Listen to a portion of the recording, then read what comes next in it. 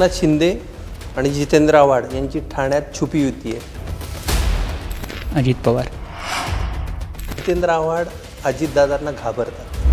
खरं आहे का खोटं? खूप घाबरतो. नाव घेतलं तरी थरथरायला होतं. माझ्यावर टीका करणारे आता माझ्याच मांडीला मांडी लावून बसतात. अजित पवार वारंवार सांगतात की तुम्ही मला पाठिंबा द्या, आम्ही तुम्हाला निधी देतो. महाराष्ट्र शासनाचा निधी हा अजित पवारांचा FD आहे काय? असा आहे, शरद पवार म्हणजे चिन्ह आहे. हे पाकिटमारांनी आमचं घड्याळ पडवून नेलं. एवढंच जर मला BJPत जायचं होतं तर 2004ला मंत्रिमंडळात आले कशाला? प्रफुल्ल पटेलांना शरद पवार कळलेच नाहीत. तुम्ही तर कुठेही कसेही विकले जाता. जिधर बोजा उधर सोजा. पण गद्दारांना क्षमा नाही हे आमच्याही पक्षाचं वाक्य आहे. 80 कोटी लोकांना आम्ही अन्नधान्य पुरवतो, जेवण देतो, हे काय तुम्हाला फार चांगलं वाटतं? म्हणजे लोकांना स्वावलंबी करायचं नाही, त्याला आपल्यावर अवलंबून ठेवायचं, म्हणजे ते आपले गुलाम राहतील. नमस्कार, मी प्रशांत जाधव. मटा कॅफेच्या आणखी एका गरमागरम भागामध्ये आपलं सगळ्यांचं स्वागत. आपल्या शैलीमुळे जे नेहमी वाद ओढावून घेतात आणि त्यांना राग येतो, त्यामुळे मीडिया, विरोधक आणि त्यांच्या स्वपक्षातलेही नेते त्यांच्यासाठी एक गाणं म्हणत असतील. नाकावरच्या रागाला औषध काय, जितेंद्र आव्हाड यांना म्हणायचं तरी काय. असे जितेंद्र आव्हाड आपल्यासोबत आज मटा कॅफेमध्ये आले आहेत. जितेंद्रजी, तुमचं मटा कॅफेमध्ये स्वागत. मी रागीट आहे तुम्हाला कोणी सांगितलं? नाही, तुम्ही अनेक जणांना विचारा आणि मग तुम्हाला कळेल मी प्रेमळ किती आहे. माझा पहिला प्रश्न आहे, जी पक्षफूट झाली त्या पक्षफुटीमुळे यंदाच्या लोकसभा निवडणुकीत तुम्हाला फायदा होणार का तोटा होणार? फायदा होणार. लोकांना महाराष्ट्रामध्ये ज्या पद्धतीने शरद पवारांना वागवलं गेलं आहे त्याचा प्रचंड राग आहे. तुम्हाला त्यांना कॅन्सर झाले असताना तो माणूस तुमच्या प्रचाराला लागतो. तुम्हाला त्यांचं मांडीचं हाड तुटलेलं असताना तुम्हाला सभेला लागतात ते. आणि ज्यांनी पक्ष काढून पक्ष निर्माण केला, पक्ष वाढवला, पहिल्याच फटक्यात सत्तेत आणला, तुम्हाला मंत्री बनवलं, त्यांचा काय फायदा? घरी बसून बसून तुम्हाला अलॉकेट केलं की तुला गृहनिर्माण, तुला फायनान्स, तुला गृह, तुला आणि त्याच्यानंतर सातत्याने 15 वर्ष तुम्हाला ते देत राहिले. आणि एके दिवशी तुम्ही म्हणता शरद पवार हे मनमानी करतात, शरद पवार हे हुकुमशाह आहेत. आणि हे कोर्टात दिलं आहे तुम्ही, सुप्रीम कोर्टात स्वोन ॲफिडेव्हिटमध्ये दिलं आहे. तटकरेंनी स्वोन केलं ॲफिडेव्हिट हुकुमशाह म्हणून, किंवा अजित पवारांनी स्वोन केलं. स्वोन कोणी केलं माहीत नाही. पण ह्या सगळे वकील, त्यांचे कौल नावाचे जे वकील होते ते उघडपणाने कोर्टात बोलले he doesn't believe in democracy. असे शरद पवारांसाठी कोण बोलू शकतं की त्यांचा लोकशाहीवरच विश्वास नाही? पण ती स्प्लिट झाली तर कार्यकर्ते विभागले गेले, नेते विभागले गेले, याचा तोटा नाही होणार आहे? असं की शेवटी कार्यकर्ते विभागले गेले ह्याचं दुःख आहे. नेते विभागले गेले तर काही फरक पडत नाही. नेत्यांमधनं कार्यकर्ते जाणं हे दिवस गेले. आणि नेते कोण गेले? जे 2014पासूनच मागे लागलेले, BJPत जाऊया, ज्यांना सत्तेशिवाय राहताच येत नाही असे सगळे नेते गेले. महाराष्ट्राला मी सांगू इच्छितो की 60 साली शरद पवार साहेब राजकारणात आले, 68 साली ते पहिल्यांदा आमदार झाले.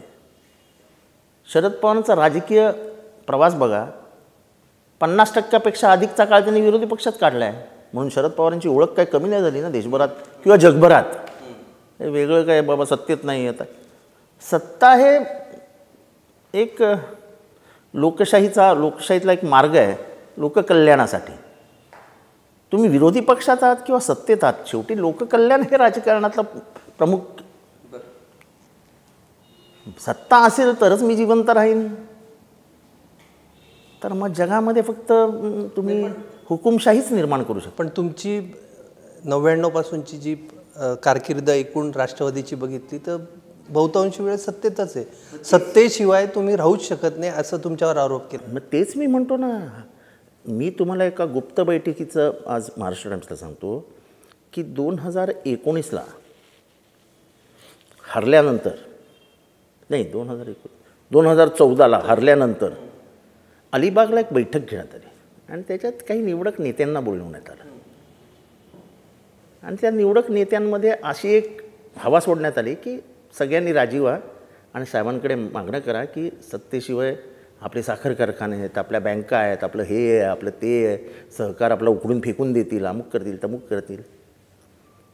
मला वाटतं की त्यांच्यामध्ये दुर्दैवाने असेल काय, माझं भाग्य असेल, शेवटी चौथं भाषण माझं होतं की माझ्यानंतर अजितदादा भुजबळ, प्रफुल्ल पटेल आणि शरद पवार.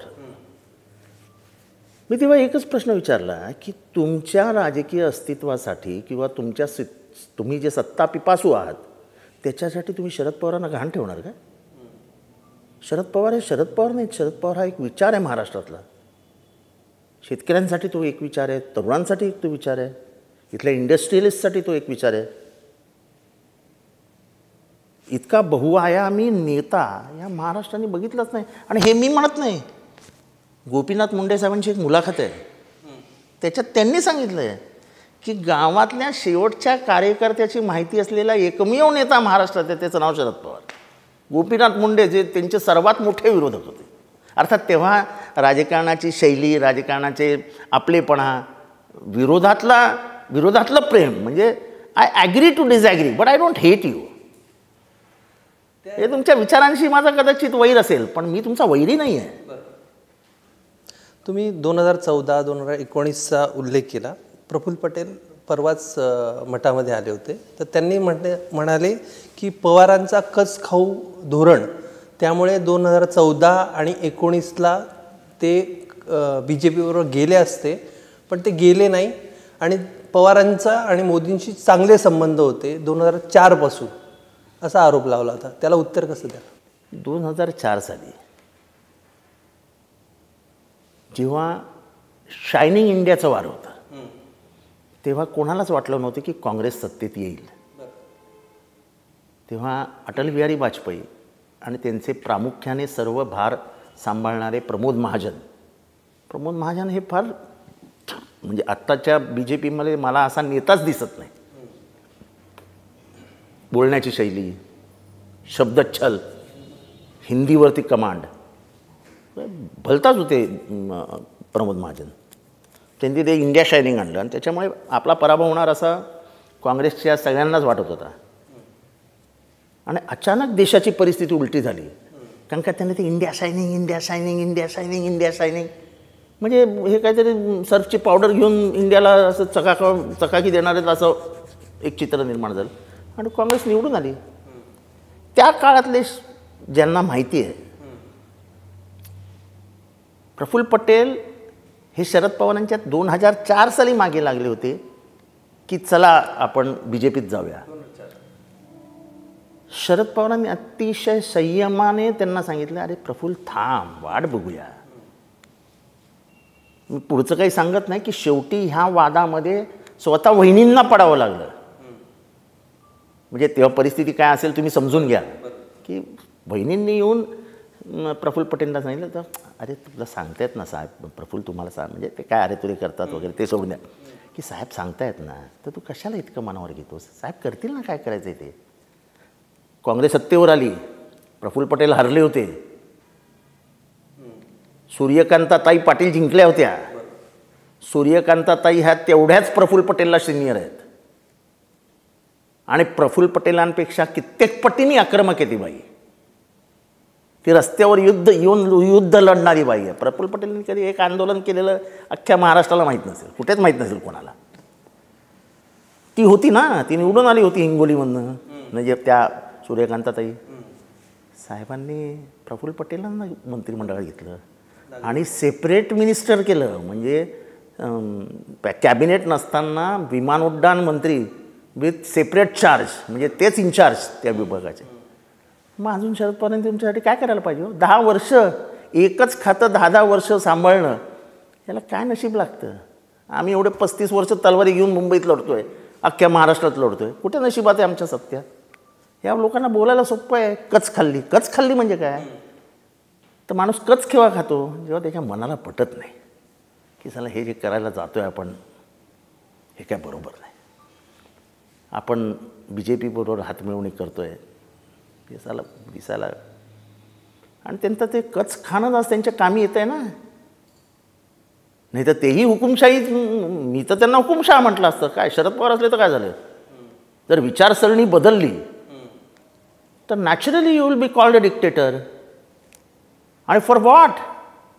सत्तेसाठी शरद पवार बदलतील म्हणजे ह्याचा अर्थ प्रफुल्ल पटेलांना शरद पवार कळलेच नाहीत. ते त्यांच्या खूप जवळ होते. माझा जो शरद पवार साहेबांचा अनुभव आहे, शरद पवारांच्या जवळ बिवळ कोण नसतं.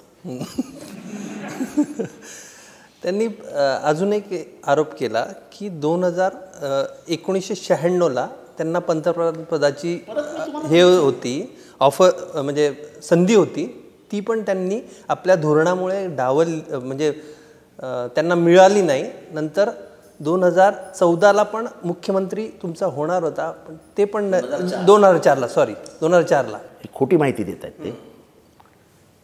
असं आहे की काँग्रेसचं बहुमत नव्हतं. काँग्रेसचे बहुसंख्याक खासदार होते. काँग्रेसमध्ये असं स्वतःच लिडरशिप डिक्लेअर करायची एक पद्धत नाही. काँग्रेसमध्ये ते मान्य होत नाही. काँग्रेसमध्ये कोणीही कितीही म्हणून तरी त्यांची सेंट्रल इलेक्शन कमिटी असते, त्यांची सेंट्रल वर्किंग कमिटी असते आणि त्याच्यामध्ये देशभरातले दिग्गज नेते असतात. ज्यांनी काँग्रेसचा अभ्यास केला आहे त्यांना मी सांगू शकतो की काँग्रेस वर्किंग कमिटीच्या ह्याच्यात तेव्हा म्हणजे नेहरू, गांधी आणि अटल बिहारी सुभाषचंद्र बोस ह्या एका झालेल्या निवडणुकीमध्ये सुभाषचंद्र बोस वर्सेस पट्टभी सीतारामय्या ह्यांची निवडणूक झाली आणि गांधी एका उमेदवाराच्या मागे असताना सुभाषचंद्र बोस निवडून आले. ही काँग्रेस आहे. एक गांधींच्या विचारचा माणूस पराभूत होतो काँग्रेसमध्येच. कधी विचार केला आहे कोणी? नाही. देवेगौडांच्या ऐका मी सांगतो आता. त्यामुळे ह्या परिस्थितीमध्ये आपण काही फार काळ काही पंतप्रधान आपण सांभाळू शकणार नाही. हे इतकं अवघड आहे, इतकी संख्या आहे. मग देवेगौडांना पंतप्रधान केलं कोणी? मागून सपोर्ट केला होता. मला आठवतं की देवेगौडांना पहिला म्हणजे हे सगळ्या घडामोडी चालत असताना मी PA म्हणून काम करत होतो त्यांचा, शरद पवार साहेबांचा. तेव्हा आम्ही प्रफुल्ल पटेल साहेबांच्याच घरातनं ऑपरेट करायचो. तेव्हा पहिला फोन पवार साहेबांनी मला सांगितलं, देवेगौडाला जरा फोन लावून दे. ते आतमध्ये बसलेले होते आणि माझ्या अंदाजाने तेव्हाच त्यांनी सांगितलं त्यांना की you will be the next prime minister. Ramakant Khalap हे मंत्री होणार आहेत, हा फोन मीच शरद पवार साहेबांना लावून दिला. तेव्हा सांगितलं. देवेगौडा आले, साहेब आतमध्ये बसलेले होते. देवेगौडांनी पहिल्यांदा मला अशी मस्त मिठी मारली. तर ते आठवणींमध्ये आहोत आपण, पण हे माझ्या समोर घडलेलं सगळं आहे. कूच खाणं आहे का माणसाचा दुर्बलपणा नसतो, त्याच्या मनातल्या ज्या हे असतं की बाबा हे मी जे करतोय ते चुकीचं करतोय, त्याला कूच खाणं म्हणत नाही, आपल्या विचारांवर ठाम राहणं म्हणतात. तुम्ही तर कुठेही कसेही विकले जाता. म्हणजे फळभाजी असते तसं झालंय तुमचं. हा काय विचारधारा नावाची प्रकार आहे की नाही? एवढंच जर मला BJPत जायचं होतं तर 2004ला मंत्रिमंडळात आले कशाला? जिधर बोजा उधर सोजा.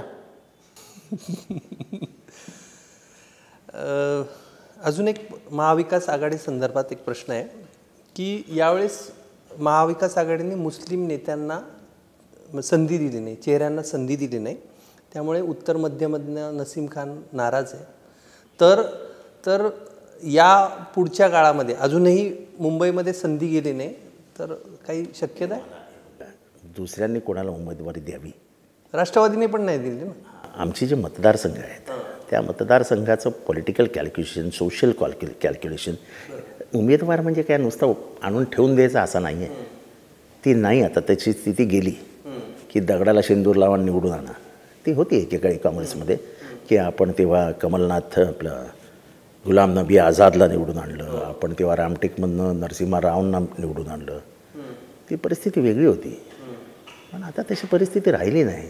तुम्हाला सामाजिक समतोल बघावं लागतं, जातीय समतोल बघावं लागतो, वेगवेगळे आता धैर्यशील मोहिते पाटील ही उमेदवारी देताना किती किती मॅथमॅटिक्स केलं असेल शरद पवारांनी, किती गणिताची जुळवाजुळव केली असेल. हे इतकं सोपं नसतं, हे बोलणं फार सोपं असतं. नाही इतर जे MIM आणि ते आरोप करताय, असं आहे की ते MIM आरोप करतं म्हणजे काय, तुम्हाला मतं हवी, MIM असं आहे की तुम्हाला चेहरा देता येत नाही. तुमच्याकडे जो उपलब्ध साठा आहे त्या साठ्यातनं तुम्हाला जास्तीत जास्त माणसं लोकसभेत पाठवायची आहेत. त्यामुळे तुम्हाला एक अशी वृत्ती पराभूत करायची आहे, अशी एक विकृती पराभूत करायची आहे जी ह्या देशाची वाटणी करायला निघाली आहे. त्याच्यासाठी जात धर्म पंथ प्रांत हे बाजूला ठेवावे लागतील. तुम्ही मुसलमान उमेदवार देता का, तर मतं कापली जावीत. आता हे सगळं एक्सपोज झालं आहे तुमचं, म्हणून उत्तर प्रदेशात तुम्हाला उमेदवार मिळत नाहीत. कित्येक राज्यात MIMला उमेदवारच मिळत नाहीत. सोलापूरमध्ये त्यांनी उमेदवार उभा केला आणि सगळ्या MIMच्या पदाधिकाऱ्यांनी राजीनामे टाकले आणि सगळे प्रणितीच्या मागे जाऊन उभे राहिले.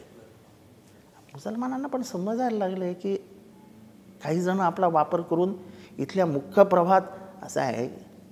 देशाच्या राजकारणात 2014पासून पहिल्यांदा असं घडलं की एकही मुसलमान कॅबिनेट मिनिस्टर नाही. म्हणजे याचा अर्थ, दुसरा अर्थ असा की BJP हे देशाला सांगू इच्छित आहे की मुसलमानांची गरज नाही आहे देशाला इथली राजकीय व्यवस्था चालवण्यासाठी, हा देश चालवण्यासाठी. या देशाच्या कॅबिनेटमध्ये ते नसले काय नसले काय, काय फरक पडतो हे त्यांना दाखवायचं आहे. नसीम खान यांना कसं समजवणार? ते आता काँग्रेसचं काम आहे, ते माझं काम नाही ना. महाविकास आघाडी म्हणून तर ते मोठ्या मोठ्यांची कामं असतात. तुम्ही छोट्या माणसाला बोलवलं इंटरव्ह्यूला. राष्ट्रवादीत एक साम्य आहे की दोन्ही पक्षात फूट पडले. उद्धव ठाकरेंनी एक तत्त्व पाळलेलं आहे की गद्दारांना क्षमा नाही, त्यांनी कुठल्याच परत घेतलं नाही आहे. तुमच्याकडे मात्र बजरंग अप्पा सोनवणे आहेत, निलेश लंके आहेत, त्यांना परत घेतले, तुम्ही तिकीटही दिलेत, त्याचं काय कारण आहे? असं निलेश लंके मनापासून आमच्याबरोबर होता पहिल्यापासून. तिथे गेलेले कित्येक जण हे पवारसाहेबांच्या संपर्कात आहेत. असं आहे की त्या माणसाला पवारसाहेबांनी मुलासारखं प्रेम दिलं आहे. त्यांचे वडील पवारसाहेबांच्या जवळ होते. आता वाईचा आमदार मकरंद पाटील, त्याचे वडील लक्ष्मण तात्यांचे आणि माझे मुलासारखे संबंध होते. म्हणजे इतका चांगला माणूस फार कमी वेळा बघायला मिळतो असं मी लक्ष्मण तात्यांचं वर्णन करतो. मकरंद, त्याला मकरंद आबा म्हणतात, त्याची काय हिंमत होईल का शरद पवारांची अशी डोळ्यात डोळे घालून बघायची? बँकेचं कर्ज, सहकारी बँक, ह्याच्यामुळे ते बिचारे अडकलेत कैचित. पण मनातनं ते शरद पवारांना कधीच वेगळं बोलू शकत नाहीत, वेगळं करू शकत नाहीत. आणि आत्ताच्या परिस्थितीमध्ये जे काही घडतं आहे आणि ज्या काही सीटा देण्यात आल्या आहेत त्याच्यावरून त्यांना कळतं आहे की आपल्या सीटा पण नक्की नाही आहेत, आपल्यालाही कैची लागणार आहे. पण गद्दारांना क्षमा नाही हे आमच्याही पक्षाचं वाक्य आहे. हे कोणीतरी बातम्या सोडतं, शरद पवार म्हणाले की दरवाजा उघडणार, दरवाजा अजिबात उघडणार नाही. दरवाजाला आतमधनं कडी लावलेली आहे. मग किलकिल्या दारातनं हे लोक कसे काय आत आले? नाही नाही नाही नाही, कोणालाही प्रवेश नाही. आणि खास करून जे शरद पवारांविरुद्ध बोललेत त्यांना तर नाहीच नाही. म्हणजे आम्ही त्यांच्याबरोबर फार टोकाची लढाई लढायची आणि त्यांनी येऊन इथे बाजूला बसायचं. म्हणून मी आजही म्हणतो की 2019ला ते परत आले आणि परत येऊन त्यांनी शपथ घेतली उपमुख्यमंत्री पदाची. ही माझ्या अंदाजाने सर्वात मोठी पॉलिटिकल चूक होती. त्यांना नियोजन खातं मिळालं, फायनान्स खातं मिळालं अजित पवारांना. त्याच्यातनं त्यांनी आपली जमवाजमव सुरू केली.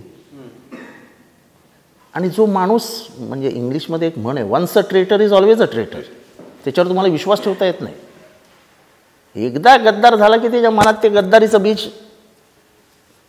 माणूस जेव्हा प्रेम करतो तेव्हा असं मुक्त हस्ते मोकळ्या हाताने हृदय साफ ठेवून प्रेम करतो. हृदयात किंतु परंतु ठेवून प्रेम नाही होऊ शकत. हे किंतु परंतु आपल्याला ओळखता नाही आलं. म्हणजे मला ओळखता आलं, माझा विरोध होत होता त्यांना उपमुख्यमंत्री करण्याला. पण आता ते शेवटी पवारसाहेबांनी घेतलेला निर्णय होता. जितेंद्रजी, एक शरद पवार खूप मुरलेले राजकारणी आहेत. त्यांनी खूप ऊन पावसाळे पाहिले आहेत हे आपण, आणि ते राजकारणामध्ये त्यांचं ते अक्षरशः कोळून पाहिले आहेत हे आपण सगळ्यांना माहिती आहे. हे अजित पवारांनी बंड केला आणि तो पहाटेचा शपथविधी झाला. अजित पवार, तुम्ही आताच उल्लेख केलात, परत आले आणि उपमुख्यमंत्री झाले. त्याच्यानंतर शरद पवारांनी आत्ता जेव्हा फूट पडायच्या काही दिवस किंवा काही महिने वगैरे असतील, तो एक कार्यक्रम झाला, त्यांनी राजीनामा हे केला होता की मी राजकारणातून, म्हणजे मी राजीनामा देतोय, पक्षाचं अध्यक्षपद सोडतोय. त्यावेळेला अजित पवारांनी म्हटलं की तुमच्यासमोर होतोय नवीन अध्यक्ष साहेबांसमोर, तर काय प्रॉब्लेम आहे. आणि काही नेत्यांनी, म्हणजे तुमच्यासारख्या जे आहेत त्यांनी भूमिका घेतली होती की शरद पवारांनी अध्यक्षपदी राहिलं पाहिजे. त्यावेळेला मला की शरद पवारांना अंदाज आला होता की अजित पवार असं काहीतरी करतील आणि अजित पवार एवढ्या 40 जणांना घेतील याचा संपूर्ण, म्हणजे शरद पवार अंधारात होते इतकं, म्हणजे शरद पवार जेवढे मुरलेली राजकारणी आहेत ते इतके गाफील राहू शकतील असं वाटतं तुम्हाला? घर का बेदी लंका ढाय असं हिंदीत एक म्हण आहे. गेले काही वर्ष शरद पवार साहेबांच्या किचन कॅबिनेटमध्ये असलेले लोक हे सारखे त्यांच्या कानाला जाऊन लागायचे, साहेब BJPत जाऊया, साहेब BJPत जाऊया. त्याच्यातले एक प्रमुख माणूस म्हणजे तटकरे, दुसरा एक प्रमुख माणूस म्हणजे धनंजय मुंडे. आणि साहेब मला हे म्हणायचे, अरे हे तुमचा पक्षाध्यक्ष, तुमचा विरोधी पक्षनेता, हा सारखे म्हणतायत की चला BJPत जाऊया, चला BJPत जाऊया. तर म्हणाले लढणार काय लढाई BJP बरोबर? म्हणजे ह्यांचं BJP प्रेम नवीन नाही आहे. आणि साहेबांचं आता काल कोणीतरी मुलाखत दिली आहे की भारतीय जनता पार्टीबरोबर गेलेले शरद पवार चालतात पण BJP बरोबर गेलेले अजित पवार चालत नाहीत. इतिहास नाहीत नसला की अशी गोची होते. शरद पवार आणि SM जोशी यांनी मिळून पुलत सरकार बनवलं. तेव्हा SM जोशींकडे जनता पार्टीचे 100 आमदार होते. काही माहीत नसतं, आपण बोलून जातो. तेव्हा जनता पार्टी होती आणि जनता पार्टीचा निर्माण होताना जयप्रकाश नारायणांनी मुरली मनोहर जोशी, अटल बिहारी वाजपेयी, अडवाणी यांना स्पष्ट शब्दात सांगितलेलं की तुम्ही RSS सदस्यत्वाचा राजीनामा द्यायचा. त्या जयप्रकाश नारायण हे काँग्रेसमधून आले होते आणि सोशलिस्ट विचारांचे होते. दुहेरी सदस्यत्व चालणार नाही, त्यांनी सगळ्यांनी RSSचा राजीनामा दिला होता आणि त्यांनी स्वतःचं जनसंघ विसर्जित करून ते जनता पार्टीत आले. आणि शरद पवारांनी जनता पार्टीशी अलायन्स केलं. तिथे जनसंघ नव्हताच कुठे. जातीवादी पक्षांशी हात मिळवण्याचा प्रश्नच येत नाही.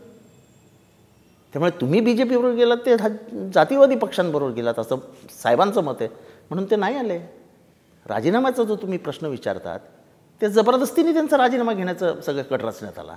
इतका दबाव टाकण्यात आला की ही वॉज सफोकेटेड. आणि मी नशिबाने मी कुठल्याच मिटिंगला नसायचो, आपल्याला बोलवायचे पण नाहीत. माझा सगळं त्यांना बॅकग्राऊंड माहिती आहे, त्यामुळे मला लांबच ठेवायचे आणि 8-10 मिटिंग करायचे. आणि बिचारे साहेब एकटे. आणि म्हणजे आपलं कसं भलं होईल, आपल्या मागची कटकट कशी निघून जाईल, हे सगळ्या प्रेम कहाण्या चालायच्या.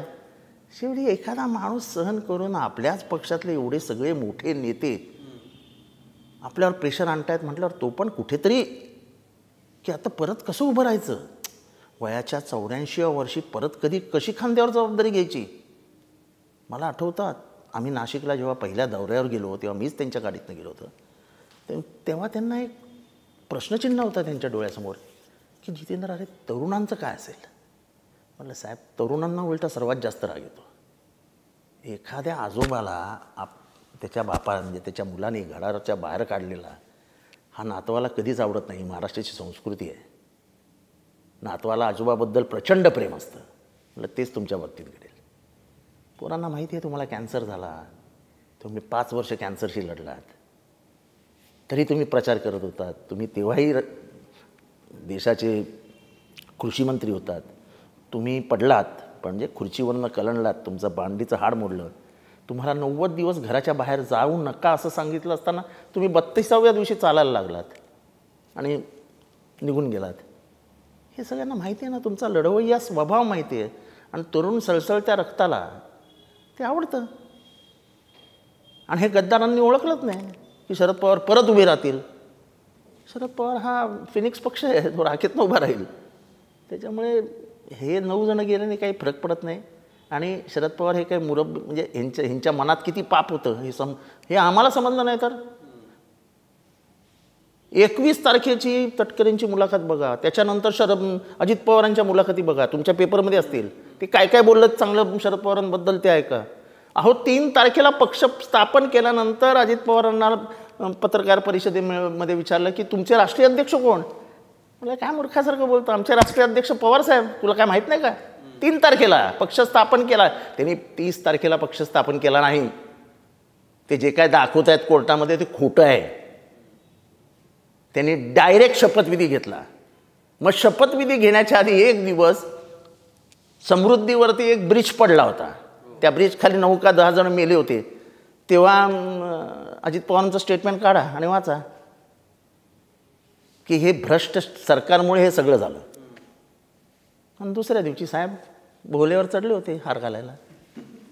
म्हणजे शरद पवारांना या सगळ्याची कल्पना होती की हे कधी ना कधीतरी होणारच आहे, म्हणजे हे जाणारच आहे. असं आहे की एवढं मी सगळ्यांना केलं आहे, एवढं सगळ्यांना उभं केलं आहे, हे माझ्याशी असे नाही वागणार असं प्रत्येक बापाला वाटतं ना. प्रत्येक बापाला वाटतं ना माझा पोर मला नाही काढणार. मी काय मेहनत घेतली त्याला डॉक्टर बनवायला आहे, त्याला माहिती आहे. पण काही काही पोरं असे निघतात, त्याला काय करायचं? प्रत्येक बाप इतका सुदैवी नसतो की पोरगा शेवटच्या क्षणापर्यंत पायदाबद बसला आहे. काही जण हे म्हातारं कधी जातं ह्याच प्रश्नावलीत असतात. हा प्रश्न विचारला ना अजितदादांनी बारामतीमध्ये, काय माहीत कधी होणार आहे शेवटचं भाषण. म्हणजे काय तर तुमची कधी निघणार एकदा. ह्या विचाराची पोरं जर जन्माला येणार असतील तर त्या बापाचं दुर्दैव. शरद पवार आपल्या दुर्दैवी ह्याला. आणि महाराष्ट्राला जे एक वाटतं ना की शरद पवार हा फार कठीण हृदयाचा माणूस आहे. तो माणूस आहे, त्याला मन आहे, त्याला भावना आहेत, त्याला हृदय आहे. तो त्याची भावनिक प्रतिक्रिया देत नसेल. माझं एक भाषण आहे सांगलीचं, त्या भाषणात मी बोलताना काहीतरी बोललो आहे आणि ते बोललं असताना शरद पवार असे या साईडला वळतात आणि त्यांच्या डोळ्याच्या ह्या कोपऱ्यात पाणी दिसतं. अरे तो पण माणूस आहे. रात्री झोपताना तर ते मी तेव्हा भाषण केलं होतं की आता ह्यांना काय कमी आहे. अजित पवार सेट आहे, सुप्रिया सेट आहे, तरी हे वनवन का फिरतायत? तर आमच्यासारख्या सर्वसामान्य घरातनं पुढे आलेल्या मागासवर्गीय पोरांना पुढे घेऊन जायचं आहे, अजून तरुणांना पुढे घेऊन जायचं आहे, नवीन नेतृत्व तयार करायचं आहे. हे जेव्हा मी सगळं बोलत होतो तेव्हा त्यांना म्हणजे तेव्हा पण खूप जण साथ सोडून गेले होते ना. जे शरद पवारांचं कदाचित मिठं चालणी आहे. म्हणजे त्यांनी जे जे मोठे केले त्या काळात, कधी एकदा 80 साली जे काय झाले होते तेव्हा गोविंदराव अधिक किती जवळचे होते. असे कित्येक नेत्यांची नावं घेता येतील की ते म्हणजे इतके जवळचे होते की विचारूच करू शकत नाही. पद्मसिंह पाटील, अर्थात पद्मसिंह पाटील हे प्राप्त परिस्थितीत बिचारे खूपच चांगला माणूस, शरद पवारांच्या सर्वात जवळचा माणूस, पण त्यांच्या हातातच काय राहिलं नव्हतं. घर चालवायचं कोण मला माहिती आहे. असे कित्येक नेते गेले. शरद पवारांनी त्याचा शोक मनात ठेवला, संबंध ठेवले, पण माणसाच्या हृदयावरती जे जखम होते ना त्याचा व्रण मिटवता येत नाही. ती आठवण म्हणून कायम राहते. सध्याचा काळ हा सत्ताधारी पक्षाच्या जवळ जाण्याचा काळ आहे, पैसे घेण्याचा, निधी घेण्याचा काळ आहे, मतदारसंघाचा विकास करण्याचा काळ आहे. तुम्ही असं काही करत नाही. तुम्ही नुसतं विरोधात बोलताय. कशाला विरोधात बोलताय? सत्ताधारी पक्षात जायचं, मतदारसंघाचा विकास करायचा. ही एक काय म्हणतात त्याला, हवा आहे. हवा आपल्या काही विचार आहेत की नाही? आपण फुले शाहू आंबेडकरांचं नाव घ्यायचं आणि ज्या लोकांनी त्या फुलेंना दगडं मारली, शेण मारलं आणि त्यांनी केलेल्या कामावरतीच आज त्यांची पोरं बाळं शिकतायत, त्यांना विसरून जायचं. ज्या शाहूंची हत्या करण्यासाठी मंडळ बनवलं त्या मंडळात पैसे शाहूंकडनं घेतले. म्हणजे शाहू पण किती भोळा माणूस, राजर्षी शाहू, की ज्या जे मंडळ बनवलेलं होतं त्या मंडळाला पूर्ण फायनान्स शाहूंचा, आणि नंतर त्यांच्याकडे जेव्हा बॉम्ब पकडले, बंदुका पकडल्या, तेव्हा उघडकीस आलं की ते शाहूंचीच हत्या करणार होते. नाव घ्यायचं शाहूंचं, नाव घ्यायचं त्यांचं, आणि मनुवाद्यांबरोबर जाऊन बसायचं. डॉक्टर आंबेडकरांनी 27 सालानंतर जे काही केलं, त्या मंदिराचं आंदोलन केलं, त्याच्यानंतर पाण्यासाठी आंदोलन केलं, त्याच्यानंतर मनुस्मृती जाळली, हे 3 आंदोलनं ही या देशाची दिशा बदलणारे होतं. अनेक जाती आहेत की ज्यांना मंदिरात प्रवेशच नव्हता. तुम्हाला माणसाला माण्यापासून परावृत्त ठेवणं, त्याला लांब ठेवणं, हे शोभतं का? माणुसकी आहे काय? आणि ते त्या तळ्यावर जाणार म्हणून त्यांना बंदूक घेऊन मारायला आलेली लोक होती. ते तिथे सुरबानाना चिटणीस त्यांचं नाव आठवत नाही मला, ते कुटुंब होतं, ते नवरा बायको दोघेही बंदुका घेऊन बाहेर आल्या. खबरदार म्हणाल्या, आमच्या घरात शिरल तर पहिल्या गोळ्या आमच्या का. आणि मग प्रचंड जमसमुदाय जमा झाला, म्हणून डॉक्टर बाबासाहेब आंबेडकरांचा प्राण वाचला. ह्या लेवलला जातीभेद होता. आणि हे जातीभेद कोण करत होतो? 1942च्या आंदोलनाला कोणी विरोध केला? गांधीजींवर बॉम्ब कोणी टाकला?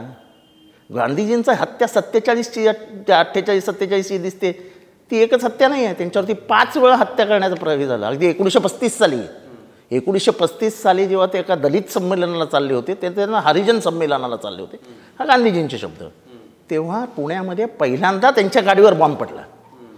लोकांना इतिहासच माहीत नाही. 1942 साली ह्याच नथुराम गोडसेंनी महाबळेश्वरला गांधीजी भाषण करत असताना एवढा मोठा सुरा घेऊन त्यांच्या अंगावर धावून गेला. तेव्हा आमचेच नेते होते कमळे गुरुजी, ते तिथे उभे होते, ते पेलवान होते. त्यांनी त्याला पकडला आणि धरून आपटला आणि मारत होते, त्याचा प्राणच गेला असता तिथे. त्याच गांधीजींनी जाऊन थांबवलं, उसको माफ कर दो, बच्चा आहे. इतके उदारमनाचे नेते होते या देशात. त्याच्यामुळे आजही शरद पवारांमध्ये तेच आहे, उदार. मला आश्चर्य वाटणार नाही त्यांनी दरवाजा उघडला तर, पण आता नाही. हे प्रकरण जे आहे हे त्यांनी खूप मनावर घेतलं.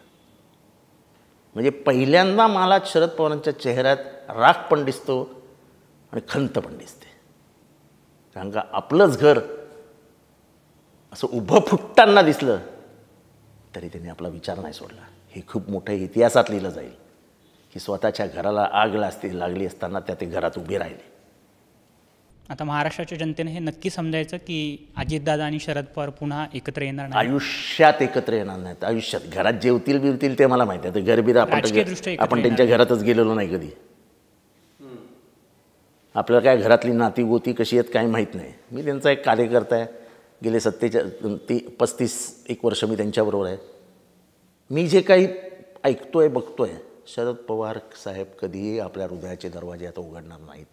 त्यांच्या हृदयावर इतक्या तीक्ष्ण हत्याराने वार झालेत की त्या वारातनं ते सावरूच शकत नाही. लोकांचे जर असं असेल की ते परत येतील, परत घेतील, तर विसरून जा. महाराष्ट्रातल्या देशाच्या राजकीय परिस्थितीबद्दल पण बोलायचं आहे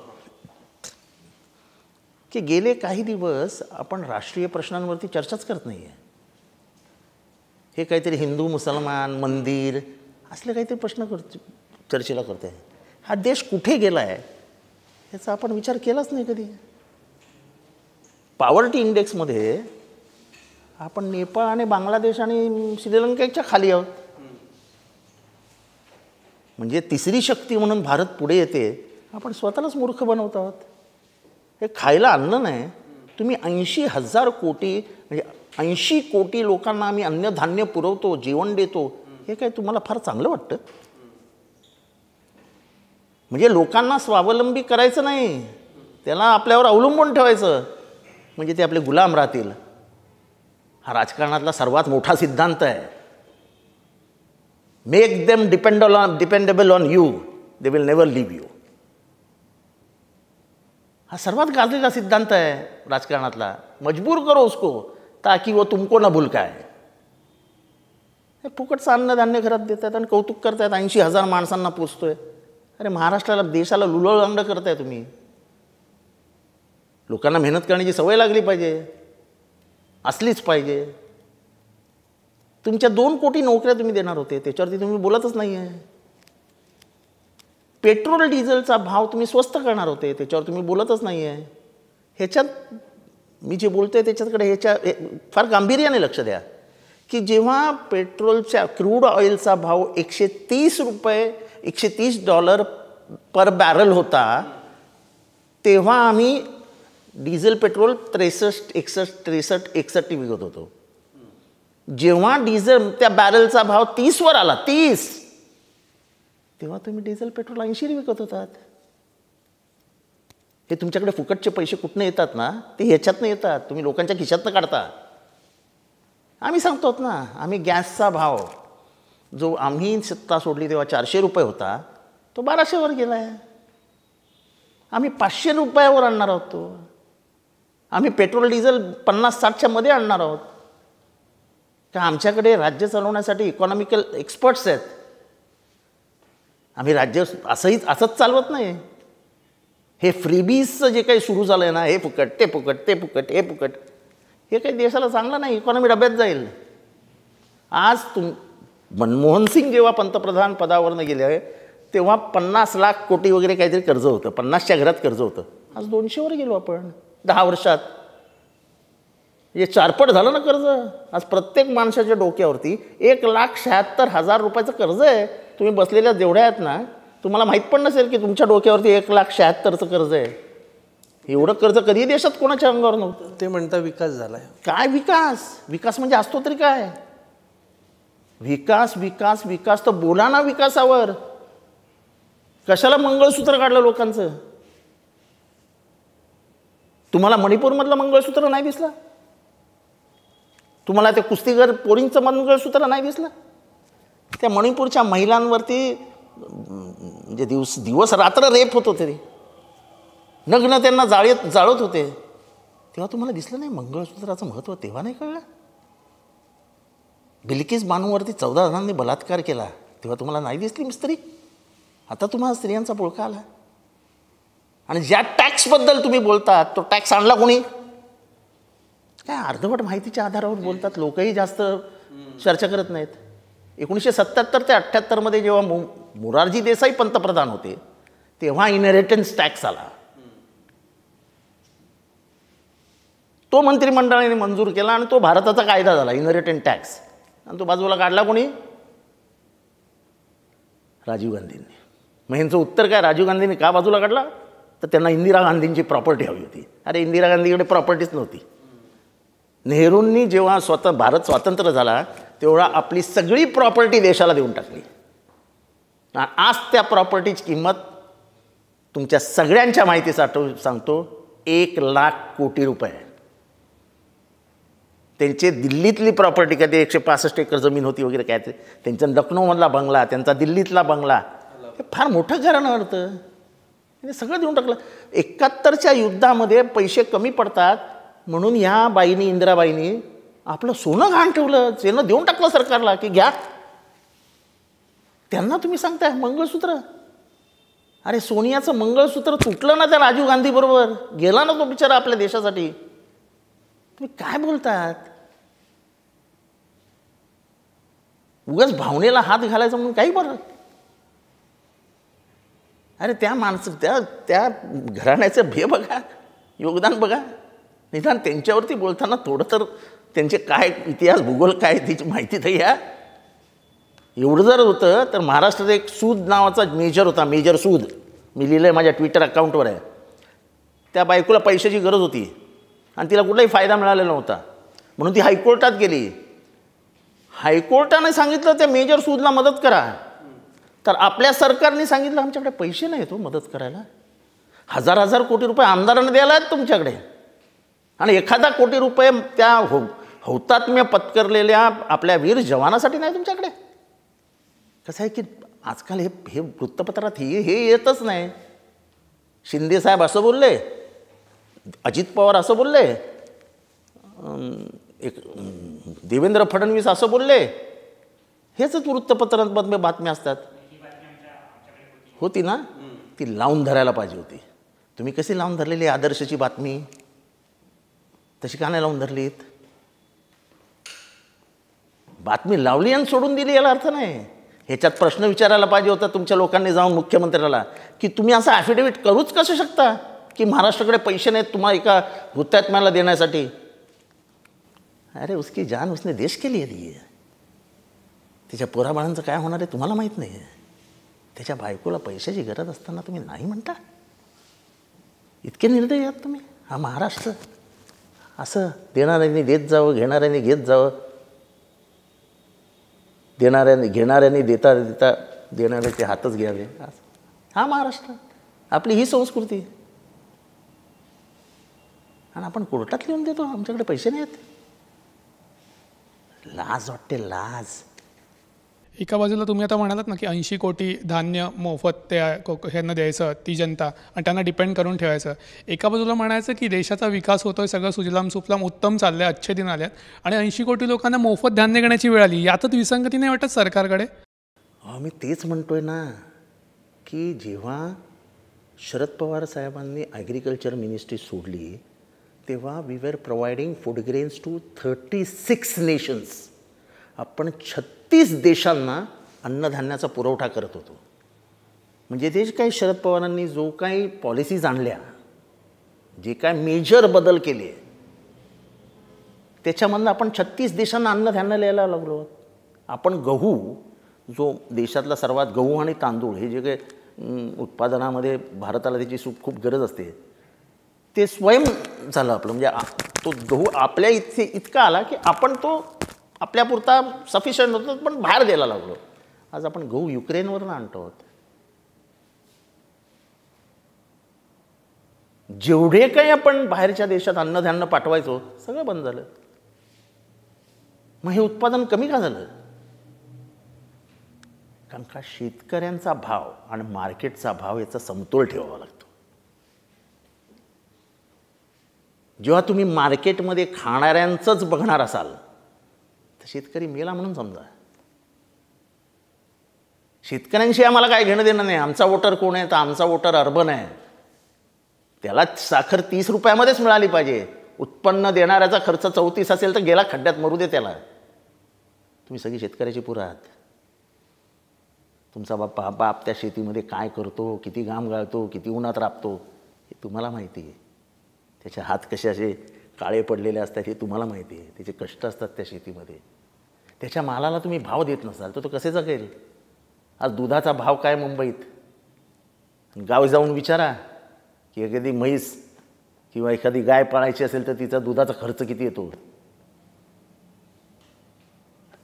मराठवाड्यात 27चा भाव, कुठे 34चा भाव. कर्नाटकामधलं नंदिनी दूध का उडवलं तुम्ही?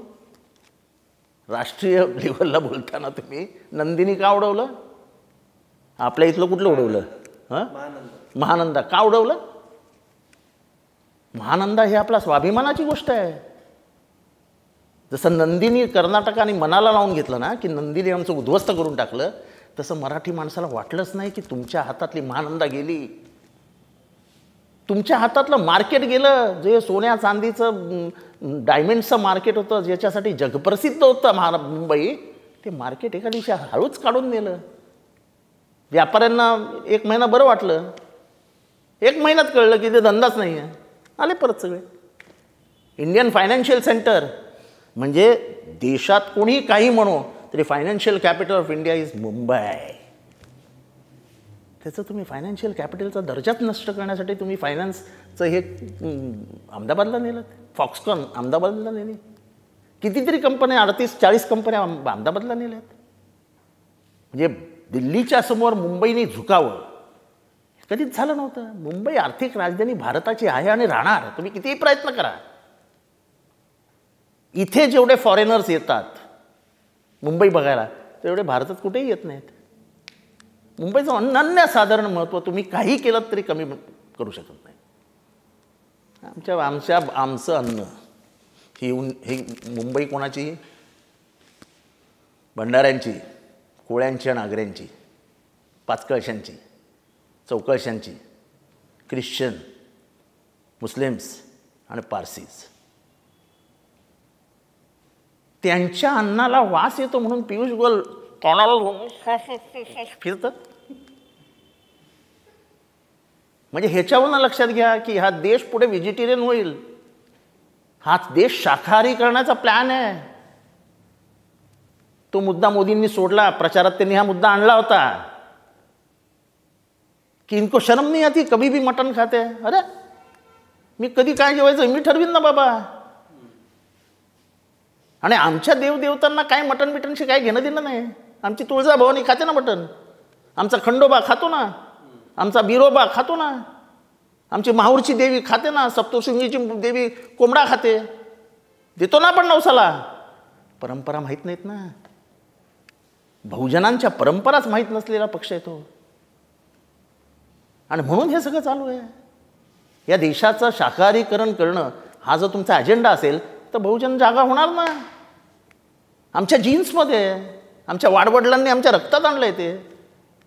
रविवारच्या मटणाशिवाय मुंबईचा काम करणारा माणूस, कष्टकरी माणूस जो सुट्टीवर असतो, तो रविवारी सकाळी उठतो आणि मटणाच्या लाईनीत उभा राहतो अर्धा किलो मटणासाठी. माझा बाप उभा राहिला आहे. पाव किलो मटण घ्यायची आमची अवकात नव्हती, आमची परिस्थिती नव्हती. पाव किलो मटण 3 नळ्या, 2 बहिणींसाठी 1 माझ्यासाठी. ही आमची संस्कृती आहे. आजही आठवड्यातनं 4-5 दिवस तर मटण माऊसची खातोच ना आम्ही. नाही जात जेवण त्याच्याशिवाय. त्याला काय करायचं. आणि तुम्ही कोण आमच्या जेवणावर बोलणार आहे. आणि तुम्हाला वास येतो आमच्या जेवणाचा. तुम्ही नाकाला रुमाल मारता. तुम्ही काही दिवसांनी म्हणाल की मराठी माणसाच्या अंगाला वास येतो. अरे शेवटी मुंबई मराठी माणसाची यार. हे कुठनं तरी राजस्थानातनं येणार गोयाला आणि आमच्या अन्नावरती वासाला म्हणून रुमाल लावणार काय. पियुष गोयल यांनी आणखी तो एक मुद्दा उपस्थित केला होता की मिठागरांच्या जागेवरती जे झोपड्या वगैरे आहेत त्यांचे तिथे त्यांना मिठागरांच्या जागेवर द्या. हो, असे मुंबईचं ऑलरेडी वाटोळं झालं आहे. मी गृहनिर्माण मंत्री होतो. मुंबईचा जो वाहणारं पाणी आहे असं आहे की आपण वरती ह्या साईडला बघितलं तर तुम्हाला दिसेल ते पवईवरती वगैरे सगळे डोंगर आहेत.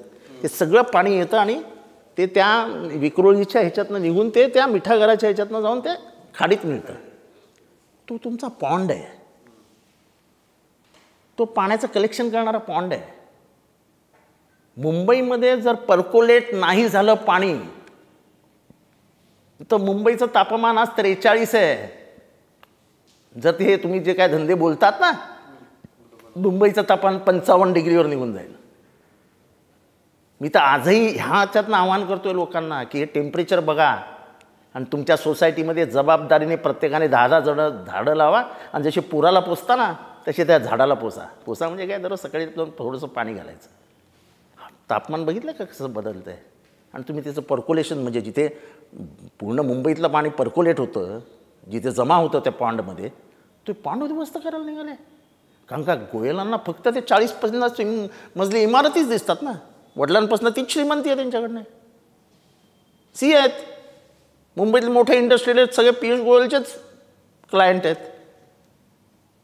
पण हेच विचार आहेत ना. गरिबीबद्दलचा विचारच नाही आमच्या मनात.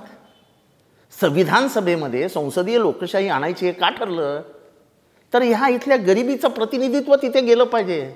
संविधान हा गरिबांचा आधार आहे, हा श्रीमंतांचा आधार नाही आहे. डॉक्टर बाबासाहेब आंबेडकरांनी कॉन्स्टिट्यूशन असेंब्लीसमोर जेव्हा भाषण केलं तेव्हा त्यांनी सांगितलं होतं की इथल्या सर्वसामान्य जनतेला, इथल्या पीडित जनतेला, इथल्या शोषित जनतेला जर आधार कशाचा वाटला पाहिजे तर तो माझ्या संविधानाचा.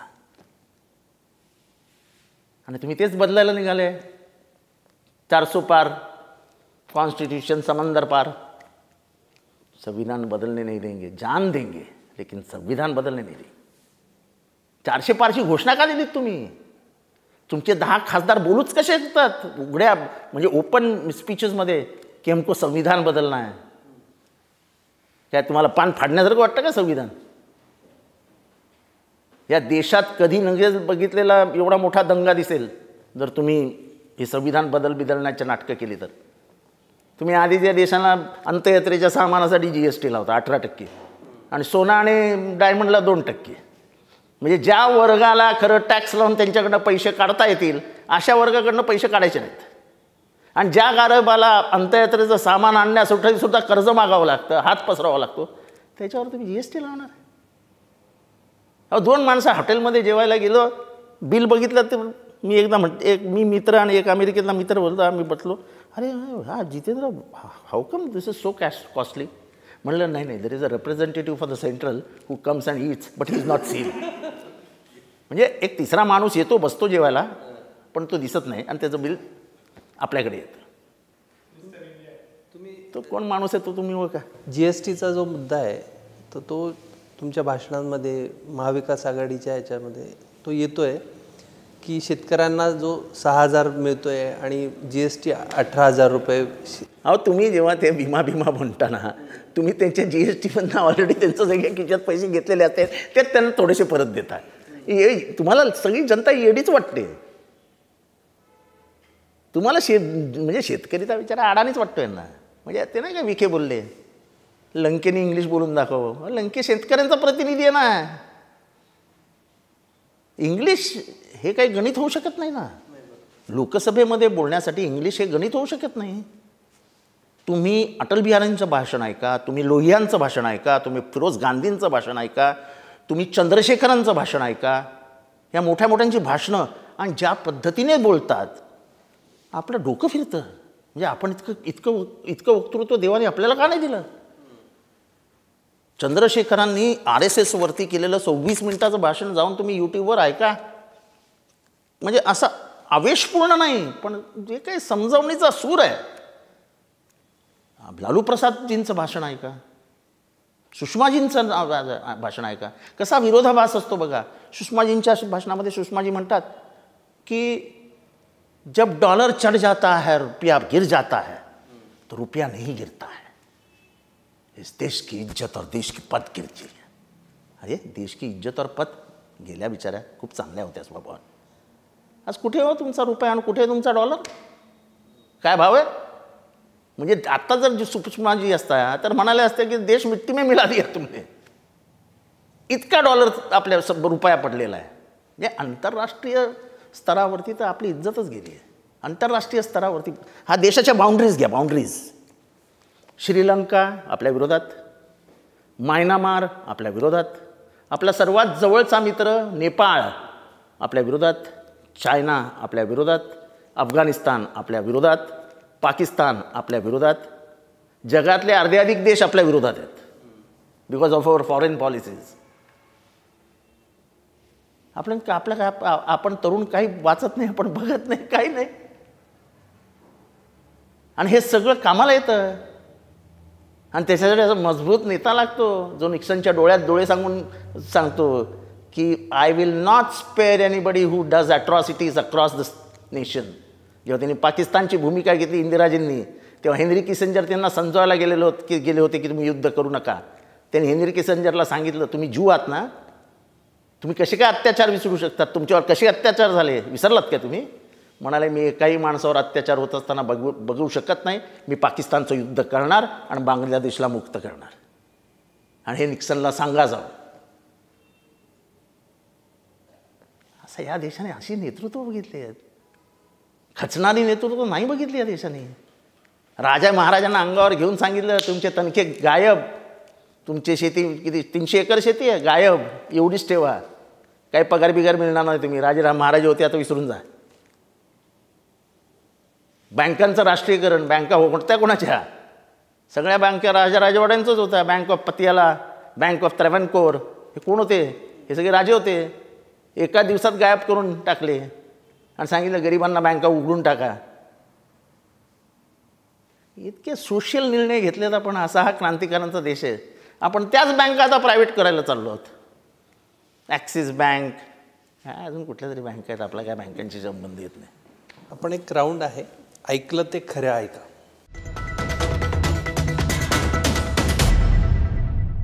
तुम्ही अबू आझमींना भेटायला गेले होतात, तर ते अजित पवार गटात जाऊ नये याच्यासाठी तुम्ही गेला होता, हे खरं आहे का? अजित पवारांचा आणि अबू आझमींचा दुरान्वयी संबंध नाही. 1 महिन्यापूर्वी तुम्ही माझं ट्विटर तपासा.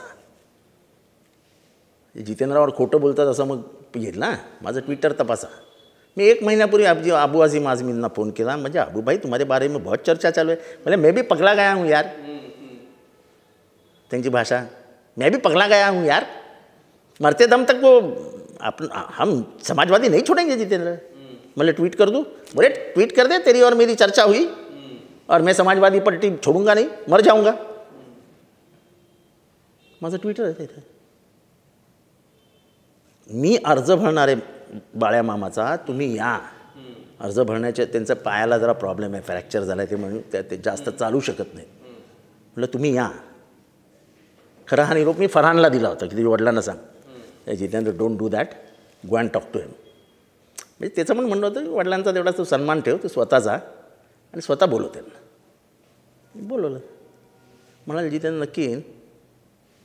आणि मग त्यांनी बाहेर येऊन सांगितलं की मी काय कुठे राहणार बिणार काय नाही आहे, पण मी हे सांगतो तुम्हाला, त्यांच्यावरती प्रचंड दबाव आहे, मला पुढचं काही विचारू नका. जितेंद्र आव्हाड अजितदादांना घाबरतात, खरं आहे का खोटं आहे? खूप घाबरतो. नाव घेतलं तरी थरथरायला होतं. असं आहे, मुळात आपल्याला कोणी घाबरावं हे समोरच्या माणसाला अपमानास्पद आहे. मी आता शरद पवार एवढे ज्येष्ठ नेते आहेत, मी अजूनही त्यांच्याशी खूप जास्त कधी बोलत नाही, पण मला त्यांची भीती कधीच वाटत नाही. मला अजित पवारांची भीती वाटायची. त्यामुळेच सही केली तुम्ही? मी सही केलेली नाही. सही केली त्या पत्रावर जे पत्र तुम्ही शरद पवारांना पाठवणार होते की आमदारांचं असं मत आहे, त्या पत्रावर मी सही केली. त्यांच्या भीतीमुळे? कारण का ते असे समोर बसले होते, त्यांच्या तोंडावर कोण नाही म्हणेल. आता पक्ष तोडल्यावरती ते बाहेर गेल्यावर मी बोलायला लागलोय पोपटासारखा. एवढे पक्ष विकेटच काढायचे ना. त्यांच्या विरोधात असलेल्या आमदारांना निधीच नाही स्वतःच्या पक्षातल्या. हे एकनाथ शिंदे आता मांडी लावून बसतायत. त्याच एकनाथ शिंदेंनी जाहीर केलेलं आहे अजित पवारांना कंटाळून मी बाहेर जातोय. आणि ते स्वतः पण काल परिषदेत बोलले, माझ्यावर टीका करणारे आता माझ्याच मांडी लावून बसतात. राष्ट्रवादी फुटीनंतर जे ज्येष्ठ नेते अजित पवारांसोबत गेले, त्याच्यानंतर तुम्हाला संधी मिळाली, त्यामुळे तुम्ही खुश आहात? असं आहे की मला 2019ला पण तलवार चालवायला दुसरं कोण होतं का? होतं? मीच चालवली ना. त्यामुळे असं पवार साहेबांसाठी लढताना मला असं संधी मिळाली वगैरे काय नाही. मी त्याला बाप म्हणतो, बाप. आणि असं लपून छपून मानत नाही, उघडपणाने सांगतो तो माझा बाप आहे. त्याच्यामुळे संधी फिंदी मला काय सत्ता मिळाली की 35 वर्षात असं मला काय सोन्याचं मुकुट मिळालं काय? माझा काय साखर कारखाना आहे, मला काय बँक मिळाली, मला काय शाळा मिळालं, मला काय कॉलेज मिळालं, मला एखादा प्लॉट मिळाला, काय मिळालं काय? पण बापासाठी जे हृदयात प्रेम लागतं ना, ते त्यांना एक वेळ माहीत नसेल किंवा कोणालाही माहीत नसेल, ते मी सांगतो. माझ्या इथे त्यांच्यासाठी प्रचंड प्रेम आहे, प्रचंड प्रेम. आणि ते प्रेमापोटी मी बोलतो. आज एवढे दुश्मन मी तयार करून ठेवले. अजित पवारांना म्हणजे हैराण होतील इतकी मी टीका केली आहे. ते माझं काय काम आहे अजित पवारांकडे? मी अजित पवारांना का दुश्मन बनवू? मला अनेक जण सांगतात कशाला ते दुश्मनी करतोयस. पण मी एकच सांगतो, त्यांनी पवार साहेबांना नाही बोलले, मी त्यांच्या विरोधात नाही बोलणार. तुम्ही पवार साहेबांविरुद्ध बोलाल आणि अपेक्षा कराल की कोणी बोलूच नाही, कोणी बोललं नाही तरी चालेल, जितेंद्र आव्हाड बोलणार. शरद पवारांना जर तटकरे ढोंगी म्हणत असतील तर ऐकून घ्यायचं. शरद पवार कच खातात तर ऐकून घ्यायचं. शरद पवार हुकुमशाह आहेत हे ऐकून घ्यायचं. मी नाही ऐकणार. काय मी नेहमी सांगतो, उद्या मरायचं ना तर वाघासारखं आज मरावं. काय आता आयुष्यात राहिलं आपल्या, झालं गेलं. आता पोरगी मोठी झाली, ती स्वतःचं चालवू शकते. आपल्या मागे काय पोरांचं लटांबळ नाही. तिला कुठेतरी राजकारणात सेट करायचं आहे याच्यासाठी मी धडपडत नाही आहे. त्यामुळे माझी जी तत्त्व आहेत, माझी जी विचारधारा आहे, त्याच्याशी कधीही कुठेही कॉम्प्रोमाइज होणार नाही. ह्याच नेत्यांना वैतागून तुम्ही एकदा उद्धव ठाकरेंच्या शिवसेनेत जाण्याचा विचार केला? मी आयुष्यात शरद पवारांना मरेपर्यंत सोडणार नाही हे उद्धव ठाकरेंना सुद्धा माहिती आहे. हे नाव घेऊन सांगतो.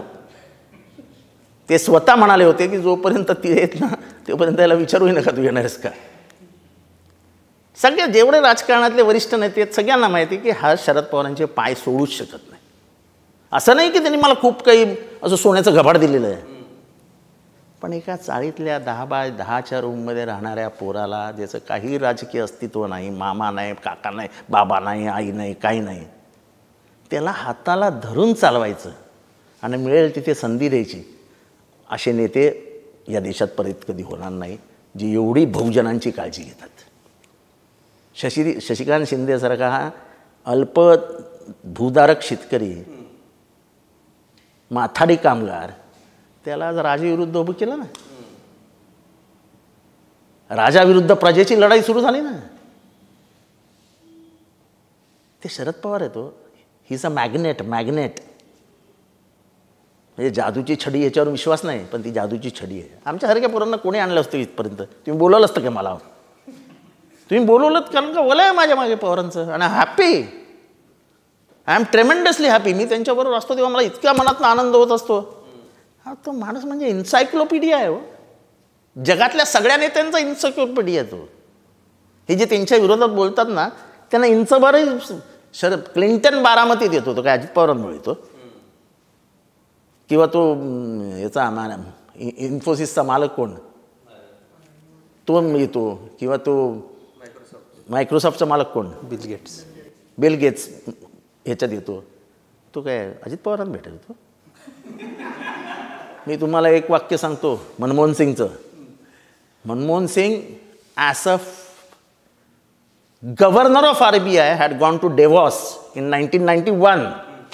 तेव्हा त्यांनी सांगितलेलं की माझा जे लिबरल इकॉनॉमीचा जो कन्सेप्ट आहे तो डेव्हलप झाला कारण का मी शरद पवारांना बोलताना ऐकलं. ह्या लेवलचे आहेत शरद पवार. शेवटचा प्रश्न. एकनाथ शिंदे आणि जितेंद्र आव्हाड यांची ठाण्यात छुपी युती आहे. असं आहे की एकनाथ शिंदे माझे मित्र होते. आता ते मुख्यमंत्री आहेत. आता त्यांना जितेंद्र आव्हाड 288 पैकी एक आहे, चल. आणि मी तुम्हाला एक गोष्ट सांगतो, मी माझ्या पक्षाविरुद्ध, माझ्या नेत्याविरुद्ध मी ऐकतो का कधी कोणाचं? म्हणजे इथे 1 वाजता कोणी मुलाखत दिली असेल विरोधात, ते 1 वाजून 1 मिनिटांनी मी लाईव्हवर आलेलो असतो. काय मी जास्त विचार काय बोलला काय विचार करत नाही. आपण स्पॉन्टेनियस आहोत. मी कधीही एकनाथ शिंदेंची छुपी आणि ओपन युती करणार नाही. मी एकनाथ शिंदेंना माझ्या ह्या 2-3 वर्ष असतील, त्यांनाही वेळ नसतो, माझा मोठेपणा मी नाही सांगत, पण मी त्यांना 1-2दा भेटलो. आणि आपल्याला ते दररोज भेटणं आणि निधी मागणं, खरं निधी मागणं हा माझा अधिकार आहे. ते भीक मागितल्यासारखं आपल्याला ते दरवाज्यात उभं करणार, जाते पियेला भेट जा सांगणार, आपल्याला सवय नाही आणि आपल्याला ते नको आहे. त्यामुळे युती भीती काही करणार नाही. मी जिथे लढायचं आहे तिथे जितेंद्र आव्हाड तलवार घेऊन लढणार, छाती उघडी ठेवून लढणार. उद्या मरायचं तर आज मरायचं. पण लाचारीचं जीवन मी कधीच जगू शकत नाही. उद्या त्यांनी बाहेर जाऊन सांगायचं त्याला मॅनेज केला होता, हे कोणीच करू शकत नाही माझ्या बाबतीत. जितेंद्र आव्हाडला मॅनेज करणं एवढं सोपं नाही. म्हणाले की मी भीक मागितल्यासारखा एकनाथ शिंदेना निधी मागत नाही. अजित पवार वारंवार सांगतात की तुम्ही मला पाठिंबा द्या, आम्ही तुम्हाला निधी देतो. मागे सेशनमध्ये पण अर्थमंत्री असताना अजित पवार म्हणाले की मी महिला आमदारांबद्दल बोलताना म्हणाले की मी राखी पौर्णिमेचं गिफ्ट देतोय महिलांना निधी देताना. तर हे सरकारी पैशांवरचं राजकारण सुरू आहे कसं? असं आहे की पहिली गोष्ट सांगा, त्यांच्या काय त्या खानदानाचं FD आहे का हो? महाराष्ट्र शासनाचा निधी, महाराष्ट्र शासनाचा निधी हा अजित पवारांचा FD आहे का? खरं हे बोलणंच हे महाराष्ट्राचा अपमान आहे. इकडे तुला निधी देतो म्हणजे काय? निधी देता म्हणजे काय उपकार करता काय आमच्यावर? आम्ही तुमच्या विरोधात निवडून आलो आहे म्हणून आमच्या जनतेने काही महाराष्ट्राचा निधी उपभोगायचा नाही? तुम्हाला कदाचित आठवत नसेल, विदर्भाचा असमतोल ह्याच्यावरती कमिशन्स नेमली गेली कारण का सगळा सत्ताधारी लॉट जो होता तो पश्चिम महाराष्ट्रात होता. अर्थात विदर्भापासून पण मोठे नेते होते. हे निधी वगैरे हे कसा वापरावा ना, त्याच्यासाठी शरद पवारांसारखंच सुशीलकुमार शिंदे होते, अनेक वर्ष मंत्री होते. कधीच कोणाची तक्रार नाही आली की आम्हाला निधी नाही मिळाला. विरोधी पक्षाचीही तक्रार नाही आली. जयंत पाटील अनेक वर्ष मिनिस्टर होती, कुठल्याही विरोधी पक्षाने बोंबाबोंब नाही केली. हे आत्ता 2014 नंतर सुरू झालं की निधी नाही मिळत, निधी द्या ना, हे मागे जाऊन उभं राहायचं. मी तुम्हाला तेच सांगतो की जी थिअरी माझ्या अंदाजाने कुठल्या पॉलिटिकल सायंटिस्टने दिली होती की तुम्ही जनतेला हात पसरायला लावा आणि त्याचाच हात तुमच्या हातात ठेवा, तो कुठेही जाऊ शकत नाही. हे निधीच्या बाबतीत तेच करतायत. हे आमदारांना लाचार करतायत की हा घे निधी. तो आमदार बिचारा हा देश जर स्वतंत्र ठेवायचा असेल, स्वतःच्या बुद्धीचा ठेवायचा असेल तर हात पसरायला कोणाकडेही जाऊ नका. निधी म्हणजे लोकांना, तुम्हाला निधी नाही मिळाला ह्याचा लोकांना राग येईल, पण तुम्ही विचारधारा सोडली तर लोकांना तुमचा राग येईल. ह्या जो गद्दारीबद्दलचा जो अंडरकरंट आहे ते लोक बोलत नाही आहेत, पण लोकांना प्रचंड राग आहे की तुम्ही गद्दारी केलीत. तुम्हाला आम्ही निवडून कुठल्या ह्याच्यावर दिलं की तुम्ही सर्व धर्मीय, सर्व सगळ्यांना एकत्र घेऊन चालणार आहात, तुम्ही भारताच्या संविधानाशी प्रामाणिक राहणार आहात, तुम्ही शरद पवारांबरोबर आहात म्हणून तुम्हाला मतं दिली ना. आज तुम्ही सगळंच सोडलं आहे.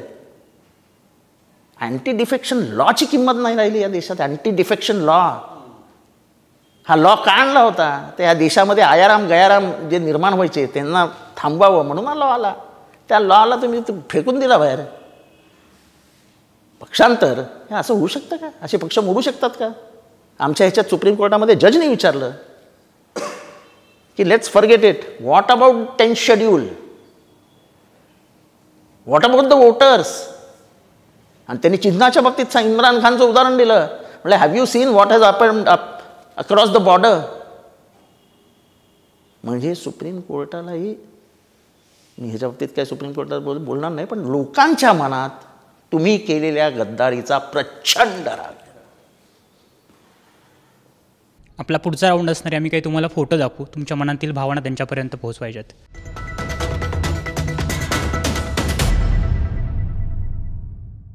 पहिला फोटो. ही माऊली आहे. शरद पवार, दोघांबद्दल नाही, दोघांना, त्यांच्याबद्दल मी नाही बोलणार. ही माऊली आहे, ही माऊली आहे.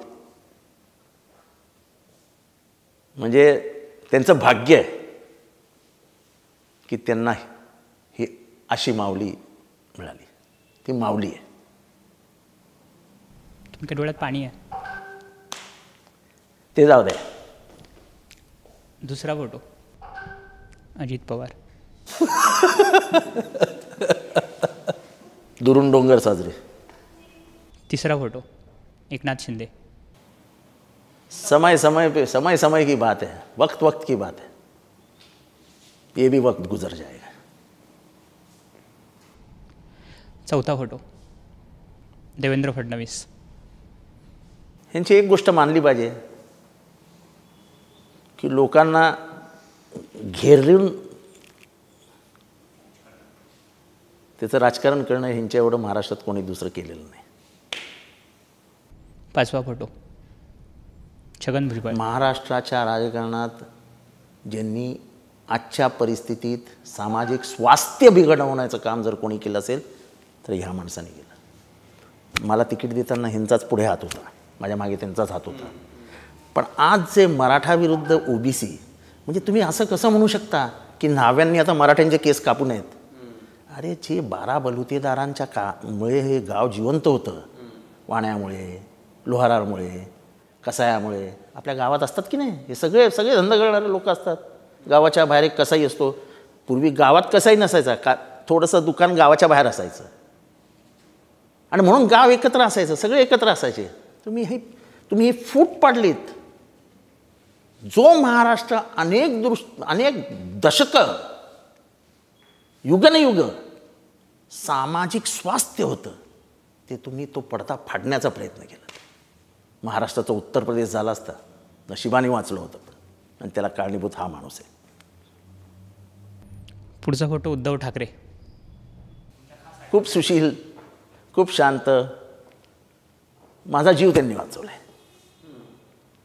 त्याच्यामुळे त्यांच्या उपकाराचं हे ठेवणं, म्हणजे त्यांना काही बोलणं किंवा ते कशी आहेत हे सांगणं हे मी करूच शकत नाही. ज्या माणसाने माझा जीवच वाचवला. त्यांनी आग्रह केला नसता, आणि त्यांनी ते तुम्हाला माहिती आहे का, दिवसातनं 2दा डॉक्टरशी बोलायचे. जितेंद्र कसा आहे, 2च माणसं 2दा डॉक्टरशी बोलायचे. एक सुप्रियाताई, बोलले तर शरद पवार साहेब आणि श्रीमान उद्धव ठाकरे. माझा आणि त्यांचा काय संबंध होता? मी कायम शिवसेनेवरती टीका करत आलेलो माणूस आहे, अगदी बाळासाहेबांवरती पण असा काय फार. आणि मुळात ते इतके म्हणजे त्यांच्यामध्ये तो ह्युमर जो भरलेला आहे, तो ह्युमर महाराष्ट्रात कुठल्याही वक्त्याकडे नाही. म्हणजे त्याला असं म्हणतात ना की असं एखादा कडक गेला फोर, तो आपल्याला समजत पण नाही. ते जे भाषण करताना जो टोमणा मारतात ना, त्याच्यावरती तुम्ही कितीही टीका करा, पण असा वक्ता दाखवा उद्धव ठाकरेंसारखा की त्या टोमण्यावरती अख्खी सभा हसायला लागते. पुढचा फोटो नताशा आव्हाड आणि ऋता आव्हाड. आता काय फॅमिलीच आहे, अजून काय बोलणार आहे. तुमचा काही मेसेज त्यांच्यापर्यंत पोहोचवायचा जो तुम्ही आहे ना, फॅमिली आहे ना, काय मेसेज पोचवायचा. बोलू आजच आली आहे ती घरी लंडनवरनं. हा फोटो छान आहे, मी नव्हता बघितला. हिरोईन दिसते. एक मी महाराष्ट्रासमोर जाहीररित्या कबुली देतो की जेव्हा माझी आर्थिक क्षमता नव्हती तेव्हा ऋताची खूप आर्थिक क्षमता होती. ती 86 साली नोकरीला लागली. ती हवाई सुंदरी होती एअर इंडियामध्ये, त्यामुळे तिला चांगले पैसे मिळत असत. ते पैसे तिने माझ्या राजकारणासाठी वापरले. आणि जेव्हा जेव्हा मी अडचणीत आलो तेव्हा तेव्हा दोनच माणसं माझ्या बाजूने उभी राहिली, एक माझी बायको आणि दुसरे शरद पवार. त्यामुळे तिचं खूप उपकार आहेत माझ्यावर. हे असं आपण कबूल करत नाही, पण आता संपत आलं काय, आता तर कबूल करून टाकावं. प्रेम कधी व्यक्त करतायत? हे प्रेमाचा संबंध नाही, पण ज्या बायकोनी आपल्याला आपण बुडतोय तेव्हा आपल्याला वरती काढण्याचा प्रयत्न केला आहे आणि काढलं आहे, तिचे ते उपकार कधीच विसरू शकत नाही आपण.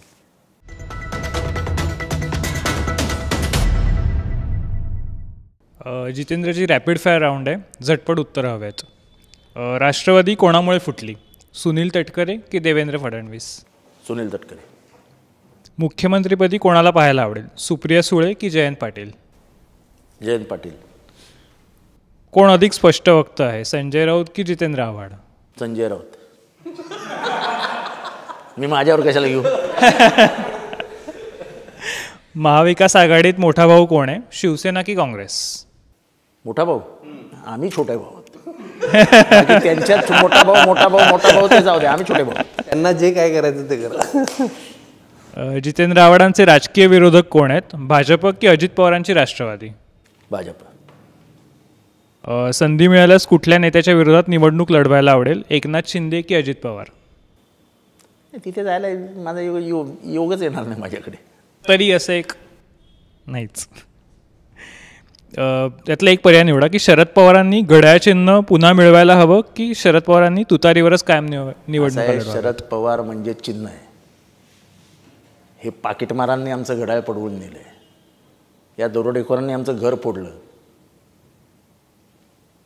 त्यामुळे हे चिन्ह परत नको आहे आम्हाला. आमची तुतारी वाजणार, ती युद्धाची निशाणी आहे. बघा देवी योगायोग कसा बघा. जेव्हा जेव्हा या देशामध्ये युद्धाला पुराण काळात तेव्हा तुम्ही बघा की एक तर शंख वाजायचा किंवा हे टिटिटिटिटिटिटिटिटिटिटि आणि युद्धाला निघायचं आणि स्वागतसुद्धा टिटिटिटिटिटिने व्हायचं. तर आम्हाला युद्धाला जातानाच तुतारी मिळाली आणि ही तुतारी वाजणार आणि महाराष्ट्र शरद पवारांचं स्वागत करणार. तर हे होते जितेंद्र आव्हाड. त्यांनी आपल्या सगळ्या प्रश्नांना दिलखुलास अशी उत्तरे दिली. आज ते जरा चिडले नाही, परंतु त्यांनी थोडीशी खंत व्यक्त केली समाजाविषयी, इथल्या राजकारणाविषयी. तुम्हाला हा एपिसोड कसा वाटला आम्हाला नक्की कळवा. आमचं चॅनल सबस्क्राईब केलं नसेल तर नक्की सबस्क्राईब करा. पाहत रहा मटा ऑनलाईन.